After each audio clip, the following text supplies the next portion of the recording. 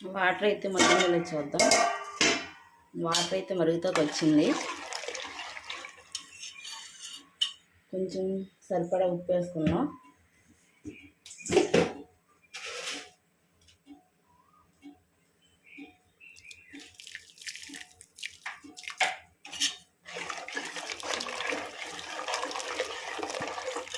ఇటు సైడ్ ఏమో బాండీ పెట్టాను. కొంచెం గీ వేసుకుని కొబ్బరి వేయించుకున్నాం.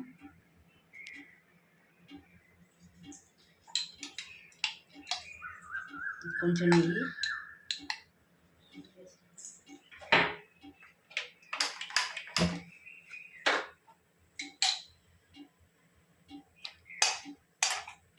వేసుకొని కొబ్బరి వేసుకున్నాం. ఇదిగోండి గ్రైండ్ చేసిన కొబ్బరి అన్నమాట. ఇది నెయ్యిలో వేసుకొని వేయించుకున్నాం. ఇది కేరళ స్టైల్ అన్నమాట.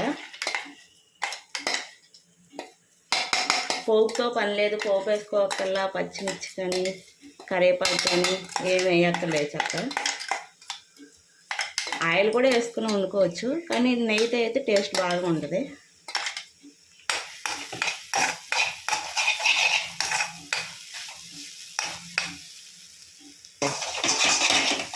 కొబ్బరి అయితే వేగింది. స్టవ్ పెట్టేసుకున్నాం. ఈ సైడ్ వాటర్ మరిగింది కదా. ఇది లలిత బ్రాండ్ బియ్యం రవ్వ అన్నమాట. ఇది సిమ్లో పెట్టుకొని ఇలా స్లోగా కలుపుకుంటే వేసుకోవాలన్నమాట.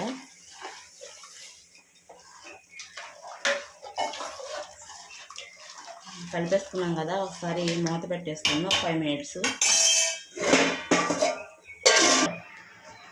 ఉడికిపోయిందో చూద్దాం.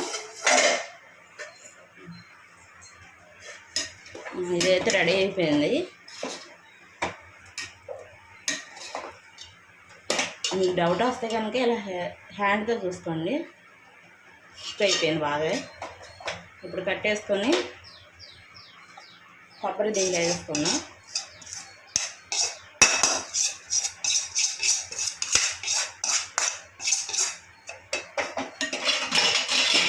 వేసుకొని మొత్తం మిక్స్ అయ్యేలా కలుపుకోవాలి.